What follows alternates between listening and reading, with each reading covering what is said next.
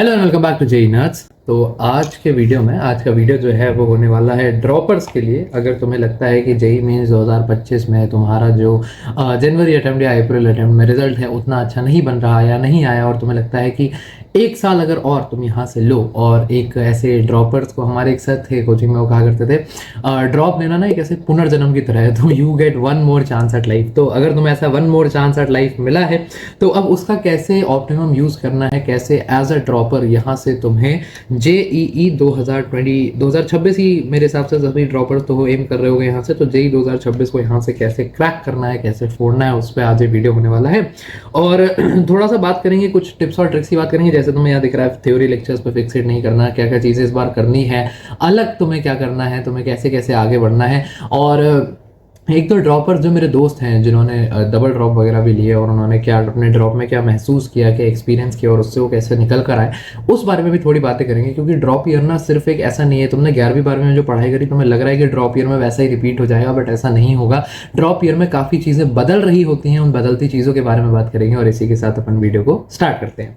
तो सबसे पहली चीज़ जो कि तुमने पढ़ी ली है, डू नॉट, इसको हटा ही देते हैं, do not Fixit on theory this time. ठीक है, तुमने क्या करा है अभी तक मेरे हिसाब से पिछली बार हो सकता है कि वो करा होगा, गलती करी होगी कि 11th और 12th में जब तुम थे तब तुमने दबा के लेक्चर्स देखे। ठीक है, और तब की डिमांड भी थी कि हाँ साहब अपन को जो है सिलेबस वगैरह पूरा करना था, और उस वक्त की जैसी डिमांड थी वैसा तुमने काम किया।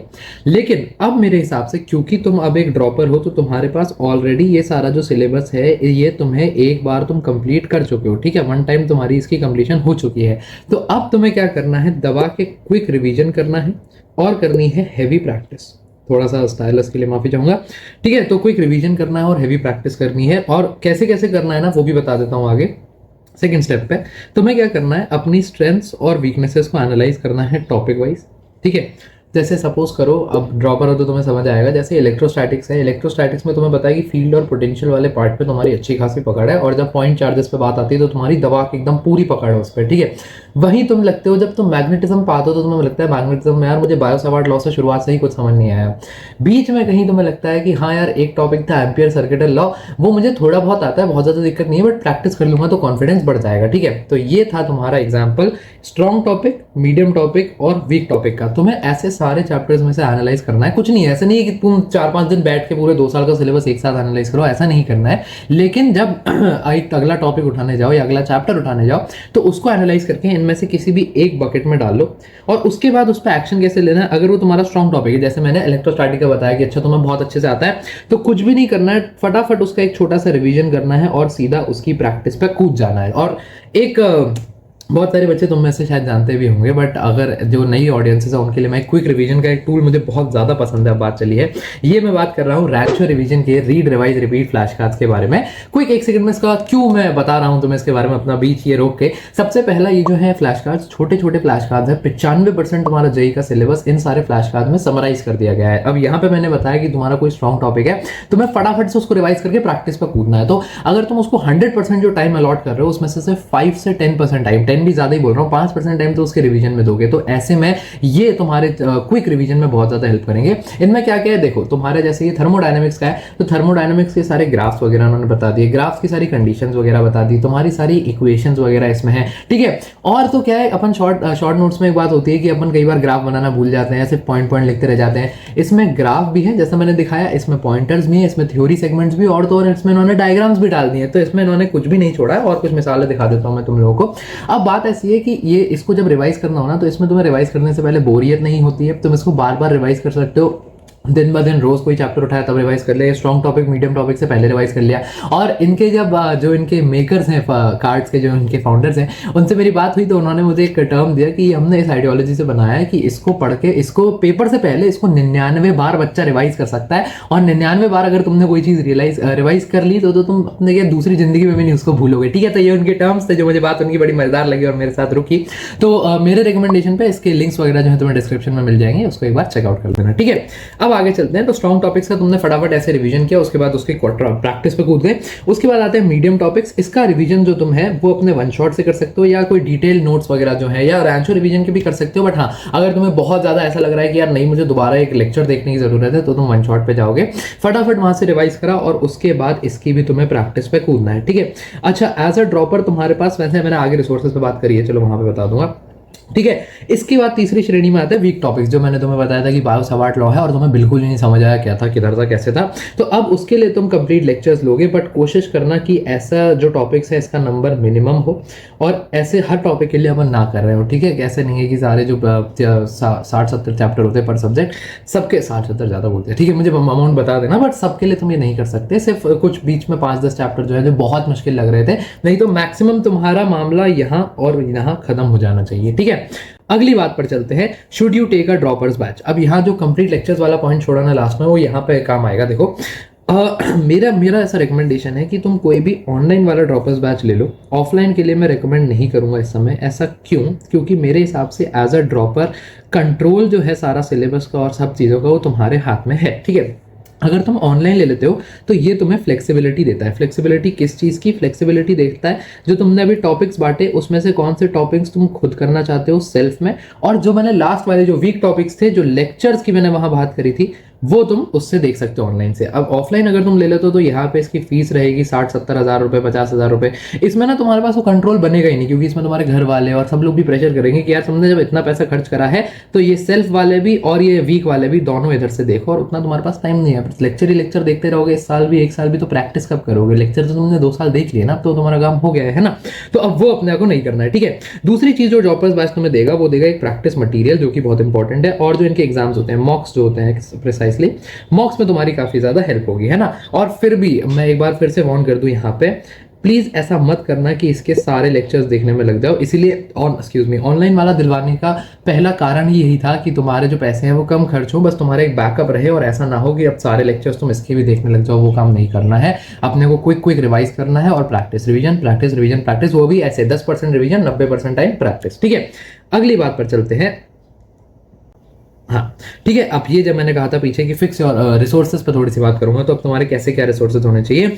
अपने रिसोर्सेज सबसे पहले तो फिक्स कर लो। ये जो बात थी, ये मुझे अपने टाइम में, खैर बहरहाल मैंने तो ड्रॉप लिया नहीं है, बट हाँ एक जो मेरे दोस्त हैं उन्होंने मुझे बताया कि उनके लिए बात बहुत ज़्यादा फायदेमंद रही थी। ऐसा इसलिए क्योंकि 11वीं-12वीं में ना बच्चा क्या करता है, बहुत सारे रिसोर्सेज की तरफ भागता है। उसे लगता है कि मैं HCB भी कर लूँ, मैं इरोडोव भी कर लूँ, मैं फिजिक्स के PYQ भी लगा लूँ, मैं फिजिक्स की सेंगेज भी फिजिक्स के लिए एग्जांपल दे रहा हूँ, सेंगेज भी लगा लूँ, मैं फिजिक्स की DC पांडे भी कर लूँ, मैं फिजिक्स की SL अरोड़ा भी कर लूँ, मैं फिजिक्स में ये भी कर लूँ, वो भी कर लूँ। और इस चक्कर में तुम देखोगे बस कुछ नहीं होता है, एक पाइल ऑफ किताबें बनता जाता है, जो कि एक लोड बन जाता है आगे आके, और वो सॉल्व नहीं हो पाता है। तो अब तुम ड्रॉपर हो, तुम्हें पता है इनमें से अच्छे रिसोर्सेज कौन से हैं, प्लीज बस उन पे स्टिक कर जाओ, अननेसेसरली इधर उधर मत भागो, रिसोर्सेज अपने फिक्स कर लो। ठीक है, और कुछ रिकमेंडेशन अगर मैं रिसोर्सेज की दूं तो एज अ ड्रॉपर मेरे हिसाब से, अगर तुम्हारे पास, अगर 11वीं-12वीं में तुमने कोई कोचिंग ली थी और उस कोचिंग का तुम्हारे पास मॉड्यूल है, तो उससे बेहतर कोई रिसोर्स नहीं है। उसको लगाओ, उसको अपना प्राइमरी रखो, प्लस PYQs, ये तुम्हारा इंपॉर्टेंट होना चाहिए। PYQs जब तुम चैप्टर सॉल्व कर रहे हो तब पिछले 3 साल के लगाने हैं मिनिमम, और जब पेपर करीब आ जाएगा तो इस 3 साल को अपन 5 साल कर लेंगे। तो पिछले 5 साल के PYQs अपने पेपर से पहले जो है कंप्लीट होने चाहिए। मॉड्यूल मैं इसलिए बोलता हूँ, मैं हमेशा कहता हूँ या तो तुम मॉड्यूल लगा लो या तुम रेफरेंस बुक्स लगा लो। ठीक है, ऐसा मैं इसलिए कहता हूँ क्योंकि मॉड्यूल में और रेफरेंस बुक्स में जो क्वेश्चन का लेवल होता है और क्वेश्चन का अमाउंट होता है वो मोटा मोटा सेम ही होता है दोनों जगह। ठीक है, तो या तो तुम मॉड्यूल लगा लो या रेफरेंस बुक्स लगा लो। मॉड्यूल में फायदा ही रहता है कि जो तुम्हारे कोचिंग वाले उन्होंने पहले ही क्वेश्चन छांटने की तुम्हारे लिए मेहनत कर दी होती है। रेफरेंस बुक्स में कई बार वो चीज़ नहीं होती, रेफरेंस बुक्स में कई सारे सवाल तुम्हारे लिए मिल जाते हैं।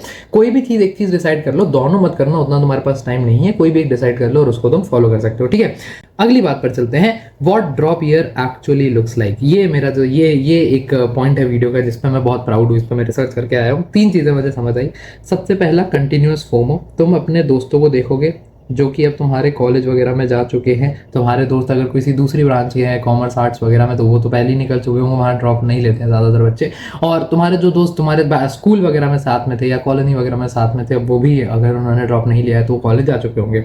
तो तुम देखोगे उनके इंस्टाग्राम स्टोरीज वगैरह पे और उनके स्टेटसेस पे, उनकी कहानियों में, उनसे कैचअप्स में, यहाँ पे नई नई चीज़ें होंगी। हमने ये फेस्ट अटेंड करा, हमने ये अटेंड करा, वहाँ गए, ये गए, वो गए, दुनिया मज़े कर रही होगी, दुनिया घूम रही होगी। और जब तुम कोई चीज़ ना मिल पा रही हो तुम्हें और किसी और को मिल रही हो, तो वो चीज़ हो भले ही 50 रुपए की, वो दिखती है तुम्हें 500 रुपए की, ठीक है। वो मज़ा भले ही 5 टाइम्स हो, तुम्हें वो दिखेगा 50 टाइम्स। तो ऐसी वाली चीज़ होती है।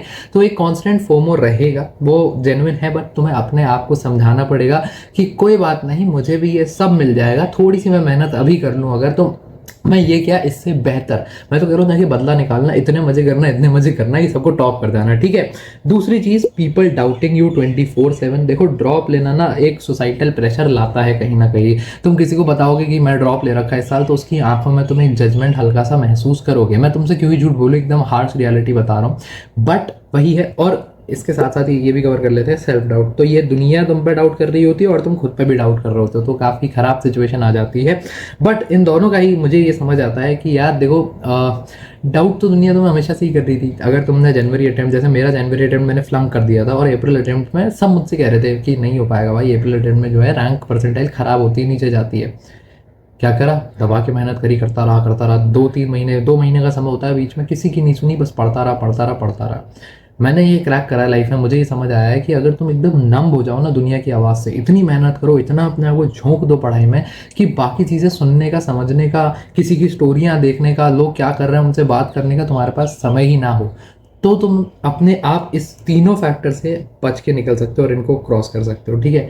तो बस यही करना है, अपने आप को पढ़ाई में एकदम घुसेड़ लेना है, एकदम डीप डाइव कर जाना है, तो अपने आप इससे बच जाओगे। बट हाँ, मैंने तुम्हें वॉर्न कर दिया पहले से कि ये चीज़ें होती हैं, लाजमी है, कोई बात नहीं। अगर तुम इसमें थोड़ा बहुत फंसते भी हो तो निकलने का तरीका सिंपल है, बस सोचना है कि आगे भी मेरा टाइम आने वाला है, मैं दबा के मज़े करूँगा, दबा के चीज़ें करूँगा, और ये लोग जितना कर रहे हैं उससे 10-10 ज़्यादा गुना मज़े करूँगा। बस अभी मुझे पढ़ते रहना है, ठीक है। और बाकी इतना पढ़ाई में खुद को झोंक लो कि ये सब नॉइज़ बन जाए और सुनाई ना दे, तुम तक ये बातें पहुँच ही ना पाए।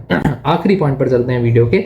जैसा मैंने तुम्हें बताया, मेंटली प्रिपेयर योरसेल्फ। चीज़ें होंगी, लोग डाउट करेंगे, खुद पे भी डाउट आएगा, लगेगा कि मैं बार बार ज़िंदगी का अपने 1 साल जो है मैंने बर्बाद कर लिया है, क्या होगा, कैसे होगा।